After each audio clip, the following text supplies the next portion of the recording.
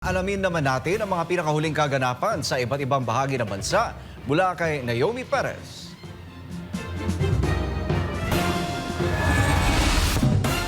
Sa probinsya ng Bulacan, tumaas ang naitalang kaso ng Hand, Foot and Mouth Disease o HFMD. Ayon sa Bulacan Provincial Epidemiology and Surveillance Unit, umabot sa 600 at 4 na po ang naitalang kaso nito sa probinsya mula Enero 1 hanggang Pebrero 22 ngayong taon. Higit 1,000% itong mas mataas kumpara sa 58 kasong naitala sa kaparehong panahon noong 2024. Kaugnay nito, ipinag-utos na ni Bulacan Governor Daniel Fernando sa Provincial Health Office, Public Health at iba pang kinaukulang tanggapan ng pamahalaan sa probinsya ang pagpapalakas ng programa at aksyon kontra sa pagkalat ng hand, foot and mouth disease. Sa probinsya naman ng Kalinga, nagsagawa kamakailan ng anti-rabies vaccination and information education campaign ang Office of the Provincial Veterinarian sa bayan ng Lubuangan.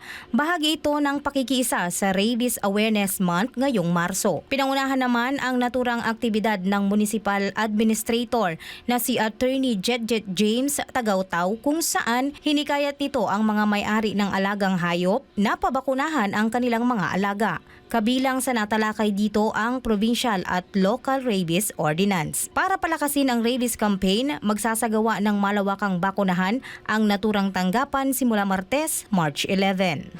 Sa Visayas naman, tumaas ang kaso ng dengue sa probinsya ng Antique. Ayon sa Antique Integrated Provincial Health Office, umabot sa 707 ang naitalang kaso mula Enero 1 hanggang Marso 2 ngayong taon. Mas mataas ito ng 154 na kaso sa kaparehong panahon noong nakaraang taon. Pinakamaraming kaso ng dengue sa bayan ng Sebaste na may 128 kaso at isang nasawi. Dahil dyan nagdeklara ang lokal na pamahalaan ng Sebaste ng state of calamity noong Marso 5 dahil sa dengue at leptospirosis. Sa Negros Occidental naman, nagpaalala ang Negros Power sa publiko na mag-ingat at maging handa sa mga biglaang pagkawala ng kuryente. Ito ay makaraang nanalasa sa bayan ng Murcia, Negros Occidental ang isang buhawi. Ayon sa electric company, dapat ang bawat tahanan at negosyo ay magkaroon ng emergency kit na may kasamang flashlight,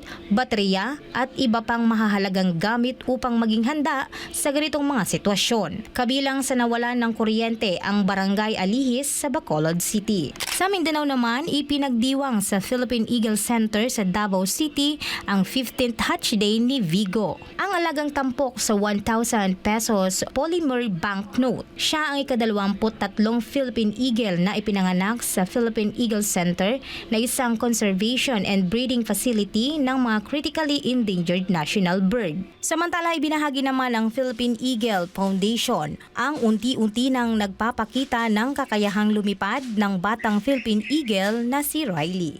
Para sa Diyos at sa Pilipinas kong mahal, nag-uulat Naomi Perez, SMNI News.